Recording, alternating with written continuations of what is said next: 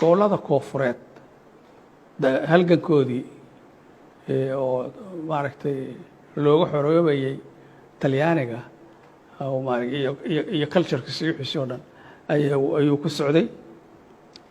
halgankaas ma ahayn reer koofureed keliya wixii halgankaas galay. halganka xooggiisa wixii galay waxay ahaayeen reer waqooyi. sababta waxa weeye soomaaliya waxay darsatay nin manduub ah waa cabdullaahi ciise maxamuud halgame cabdullaahi ciise maxamuud laakiin keligiis kuma filnayn. runta markii aan isu sheegnana howlihii meeshaas laga rabay ama dhaqaale lahaa ama shuruuc lahaa ama siyaasad lahaa soomaalidu kama bixi karin. cabdullaahi ciisena uma diyaarsanayn. ingiriis wuu yaqiinay laakiin ingiriis keliya meeshu ma ahayn. waxay rabtay wax weyn oo intaas ka culus oo aqoona. aqoontaas waxaas galay oo kaalinta koowaad galay laba nin oo looyara ahaa oo reer waqooyi ahaa oo midna la dhihi jiray alex salool saloola la dhahay oo nin labaduba waa catholic ay ahaayeen waqooyi waa soomaali waa habar jeclo labaduba. nin salool wuxuu joogay cadanuu joogay weligii soomaaliya ma imaan. khudbadaha cabdullaahi ciise uu qorayo uu sheegayo ninkaasaa qori jiray markaasuu u fokas garay jiray. cabdullaahi ciise waxa dhinac fadhiyey abukaato kale oo reer waqooyi ah waa michael maryamo oo naqiinay safiirno ahaa oo maaragtay hadda loolankaas jawaabta iyo la isku celcelinayo ninka adviceka ka bixinayay saas iyo dheh saas dheh oo waxaas ku hada ninkaasoo ahaa.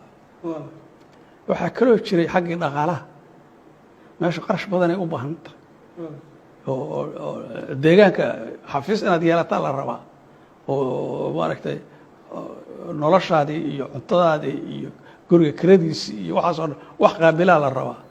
soomaaliyana shilin ugama imaan jirin. cabdullaahi ciise shilin uma diri jirin. waxaa qaabilay arrintaas laba nin oo reer waqooyi ah oo midna la dhihi jiray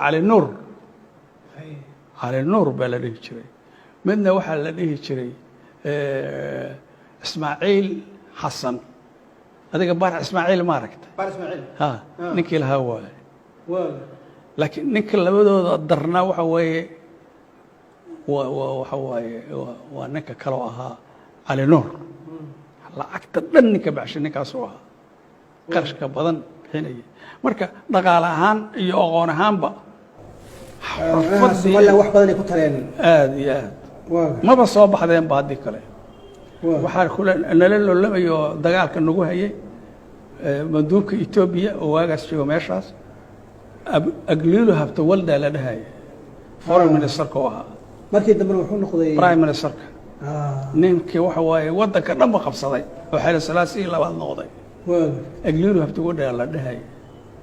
iyo nin talyaani ah oo asna foreign minister ahaa oo la dhahayay conte sforza la dhahaya. labaduba laba bahal bay ahaayeen aadna u diyaarsan. waxay sheegayaanna cajiib ay tahay. labaduba waxay midna wuxuu dhahayay gaalka talyaaniga wuxuu dhahay soomaaliya xorriye ma qaadan karto mana dhowa aniga ha la igu celiyo haddaan talyaani ahay shuruud la-aan anaa wakti dheer markay diyaar tahay anaa soo sheegi doone shuruud la-aan ha la igu celiyo saasuu dhahaya midka talyaaniga ah. kan etoobiyaankaana wuxuu dhahayay talyaanigu waa fashistay waa nimankii waddanka saas u dhigay. marka waxaan leeyahay dadka soomaalida oo ku nool dhulkaas waxay ku habboon yihiin oo u faa'iido roon in walaalahooda etoobiya lagu soo biiriyo oo dhulkaas etoobiya qabaa'ilka soomaaliyeed oo etoobiya ku nool inay ka mid noqdaan. labaduba saasay dhahayeen. ingiriiskuna wuxuu u hiilinayay markuu tiisii naga waayey ayuu wuxuu damcay inuu soomaaliya ciqaabo talyaani ku celiyo shuruud la-aan inuu ku celiyo. wix alla wixii manduubka talyaanigu sheego u dhahay waa runtiis ilaa asagaa dhulkii joogay manduubka talyaanigu wuxuu dhahay shilin ma bixi karaan soomaalidu ma haysato shilin lacag ma haysato dhaqaale ma leh waa eber wuxuu dhahaya nin secondary ka baxay ma leh secondaryna ka baxay waana runtiisa ya runeed xagee uga jira yaa secondary ka baxay secondary sheegaysa intermediate wax ka baxay xataa ma jiro okay wuxuu dhahaya dhaqaale ma leh shilin sooma galo oo wax intaas annaga ku bixi jirnay kan ingiriiskuna oo marqaati fulaya haddaba shilin igama soo galo dhahay annaga wax ku bixina waa eber meel gaajin laba marqaatigaas is furaya kan Etoobiyaanka hore intaasoo kale oo dhinaciisa u janjeerta ayuu shubaya marka markii la yaabo oo meesha inay meel jirta ahayn la iska dhaadhaco ayaa Cabdullaah Ciise soo gali jiray khudbadii wuxuu akhri jiray oo salool soo qoray oo lala socodsiinayay waxay gaalada ku hadlayso